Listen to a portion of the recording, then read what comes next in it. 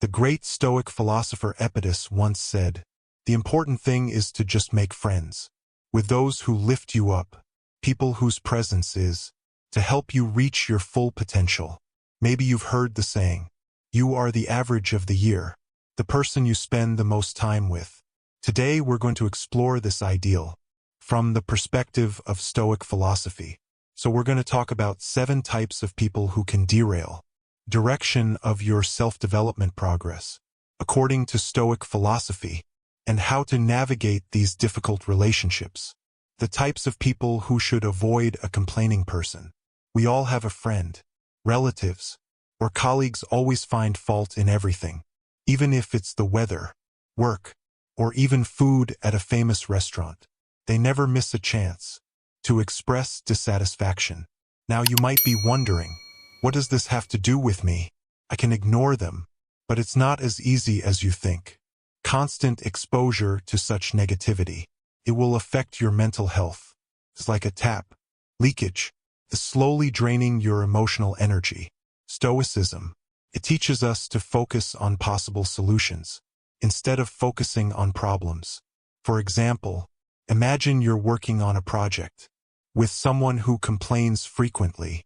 Every meeting will become a tiring complaining session without any conversation, which is constructive. This effect causes the spirit of the whole group to decline. You're disoriented at work, looking for possible solutions, and maybe you will find yourself becoming more and more frustrated with the project, and even with life in general. So Stoicism helps us deal with people, or how to complain. There are some strategies you can use. First, limit your contact with these individuals whenever you can. If that's not possible, maybe because they're family members or colleagues, your second option is to keep your distance.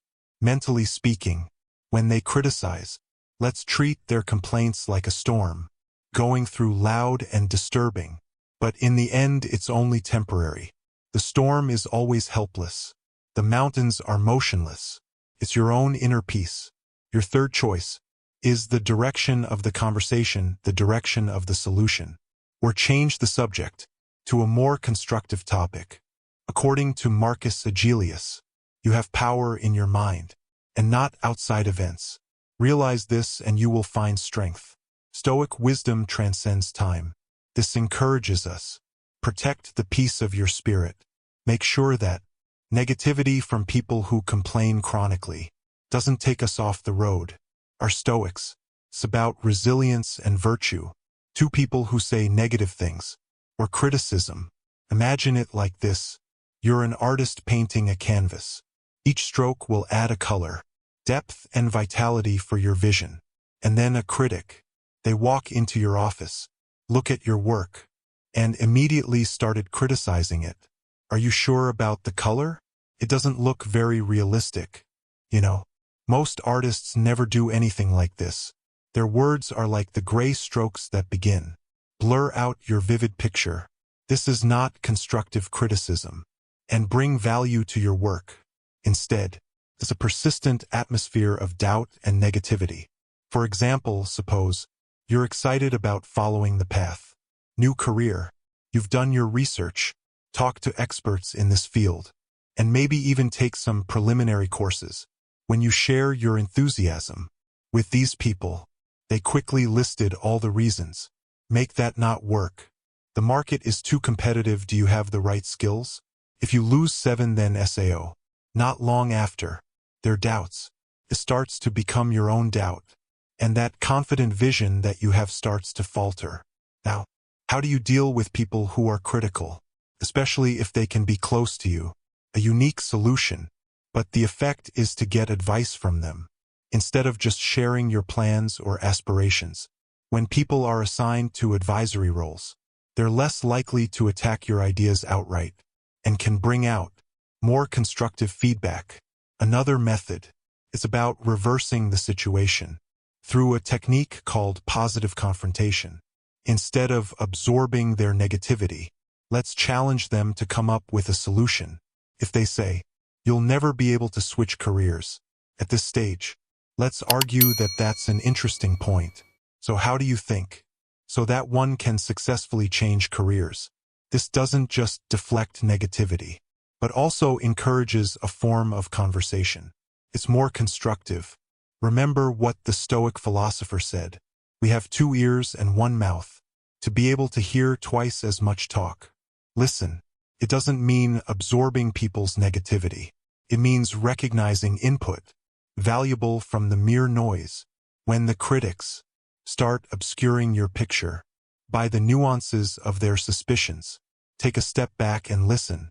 Ponder and continue to paint your own life by the colors. Say it out loud. Don't let anyone turn your brilliant masterpiece into a gray landscape. Boring. 3 victims. Imagine life as a game of chess. Each player has the same pieces and the same goal. Enemy general.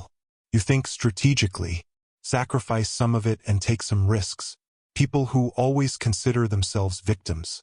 Again, to blame the chessboard, chess pieces, or even their opponents about every poor move they've made. In their eyes, they are forever in the checkmate. Not because of their choices. It's because some outside force is working against them. Their story is an endlessly tragic story, in which they themselves are cast as the main characters. I can't get ahead at work because the boss doesn't like me, or I can't get fit because of my genetics. In fact, everyone has to face real difficulties and different problems in life. But the victims that we're talking about always use their difficult situation as an excuse to refuse take any responsibility for their actions. You can find yourself wrapped up in their plot.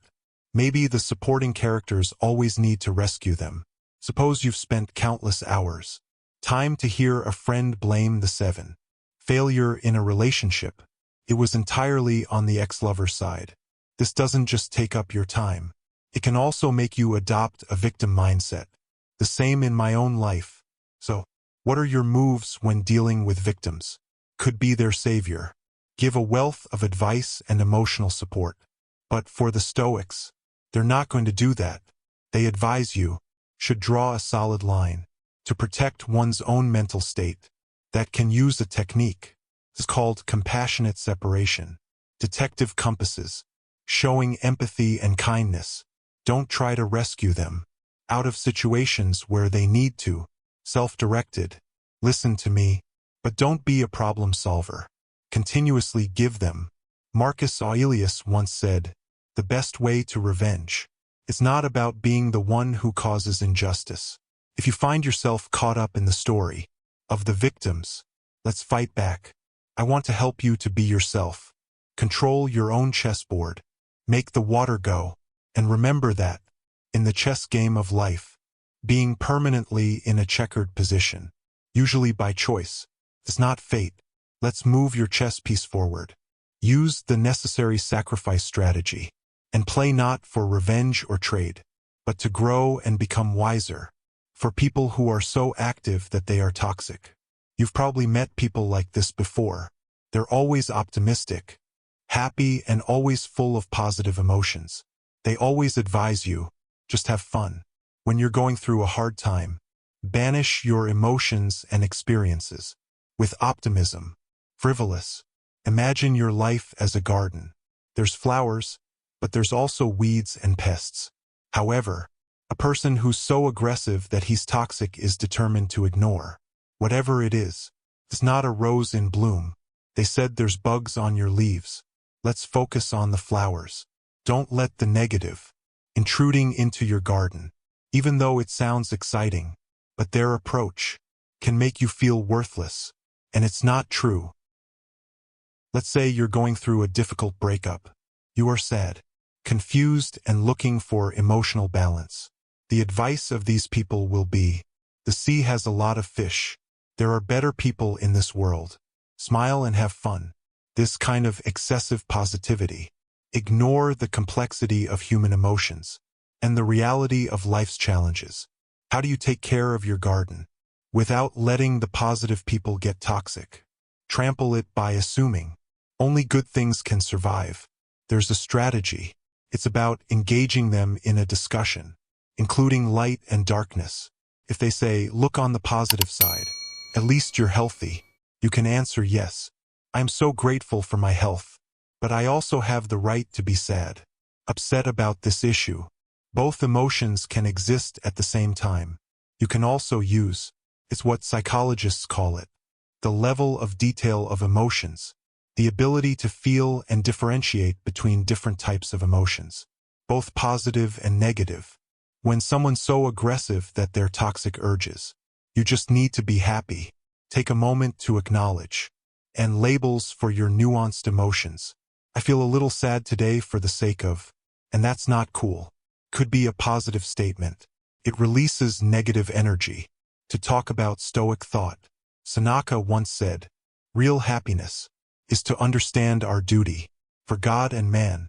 Enjoy the present without worrying about depending on the future. Pay attention to the balance. Understand the tasks, not always pleasant, and enjoy the present. The Stoic approach. Don't just focus on the positive or the negative. It's about accepting the complexity of life with calm. So the next time somebody's aggressive enough to be toxic, joke about your well-groomed garden. Take a step back. Remember that a garden needs both sun and rain to grow well. Take in all your emotions and continue to nurture your garden with the richness and complexity that it deserves. The 5 manipulators. Just imagine your life. It's like a script of a movie in which you are human, main object, and know how your life should go. From the surprises, the companion, and the guide to the end action. But suddenly there's a manipulator, is the manufacturer, are quietly changing the script, without asking for your opinion or consent, until one day, you see that your story is completely off track. The manipulator, skilled in the art of emotional control, or psychologically they can use flattery, feeling guilty, or even cheating, to steer you in a direction that's good for them. You can have a friend, always trying to convince you to pay for dinner, by saying things like, I've had a rough month and you've been so successful. That's nothing to you. It will make my day better. Over time, you realize that your generosity has been taken advantage of. But it makes you feel uncomfortable. Dealing with manipulators can be a very difficult thing to do. There's a way to fight back. Their strategy is called fog.